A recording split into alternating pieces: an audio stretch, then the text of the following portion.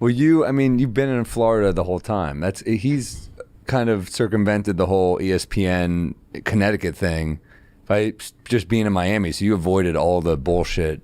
Because everyone has like a short-lived tenure at ESPN, right? Everyone's like in and out. But you're like, you never dealt with. Do you think that kept you there longer? For sure. The fact that we existed outside of the bubble. I went to Bristol one time in 8 years. Wow. I was able to avoid all of that. But it's an interesting place. Bristol? Why there? They got a great tax deal from the city. There's nothing else in Bristol, so it's basically the entirety of the economy. It's an entire cult. Connecticut's a rough state, man. It is. There's not a lot of hope between New York and Boston.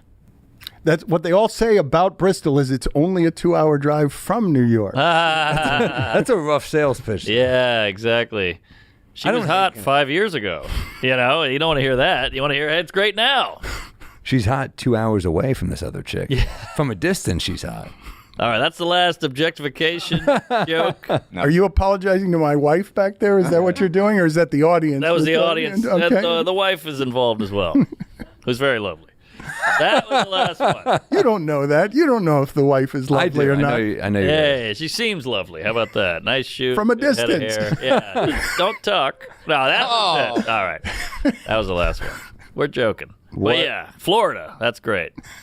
You like Florida? I used to like what Florida is. I'm a bit surrounded now by a lot of things that I don't like in Florida. The politics of Florida are complicated. The general amount of fraud. Miami itself is a bejeweled dumpster.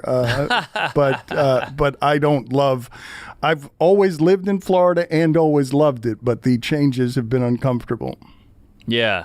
Yeah. But you get the beach, the sun. There is that for as long as we have it, until both the beach and the sun engulf all of the land and put us underwater and wreck all our homes in the future. Yeah, Miami's not built to be a actual city that it is. It's kind of weird, right? Super weird. Miami, I would say that all of Florida is a bunch of spring break towns, all of it. So it's Daytona Beach, whatever you associate with spring break Florida, but ours is covered by all of the brown cocaine money. All of the people who came in to make, from Venezuela and Cuba and everywhere else that make it a vastly more ethnic spring break town. Sure. Everywhere you go to get fucked up for 2 weeks, and then you're like, well, this is home.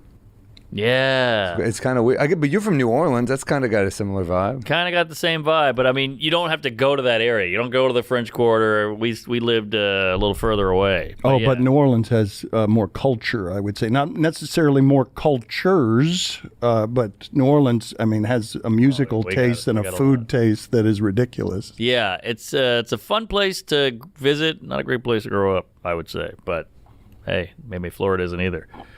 I've lived there all my life. Oh. But that doesn't mean it's trying now. I don't know. I know you guys go in and out of politics, but what is happening in Florida is insane. And it tends to happen 20 years before. We tend to be 20 years ahead of the rest of the country. Yeah, because it's so many different kinds of people. The diversity ends up happening fast. And I'm scared what the next 20 years are going to look like, because all of this was portended. When Rush Limbaugh was doing this in Florida and Spanish language radio was going crazy and no FCC rules, everything that's happening in this country now was yelled at through radio speakers 20 years ago in Miami. That's interesting. Also, I know a Cuban guy from Cuba. He's obsessed with communism. Obsessed with, he's like, it's coming here. It's going to ruin everything. I know what it's like. And I'm like, all right. Are you getting any of that? That's my family all my life. My parents come from Cuba, come from communism. Cuban? Yeah. Oh, I didn't know that. Yeah, but I'm surrounded because I'm a liberal Cuban, so they call me El Gusano, like the worm, because I don't agree with the politics of the region. Look how this delights him. He loves when someone's called a worm. Calls you a worm. No, not my family. It's not my family that calls me a worm. Well, that's not as funny. The family calling you the worm. Look, the worm's coming in. That's funny to me. I don't know. That is funny. And you like tequila. Got the worm right in there. You ever shoot a worm? That's fucking... It was a New Orleans bar, Lucy's Surfer Bar. Yeah, I've done. Shot the fucking worm. Disgusting. You you drink tequila until you get to the worm at the back? No, they were like, you shoot the worm, you get a T-shirt. So I shot the worm. Why is the worm in there anyway? What does that signify? I don't know. Anyone know what this is? How did that ever... You got the computer, buddy. Figure it out. Fuck. Give it a By the way, go. someone just tweeted at me, all white guy podcasts are just Googling stuff and figuring it out and then talking about it. That's true. And it really is what we are. That is true. We love Google.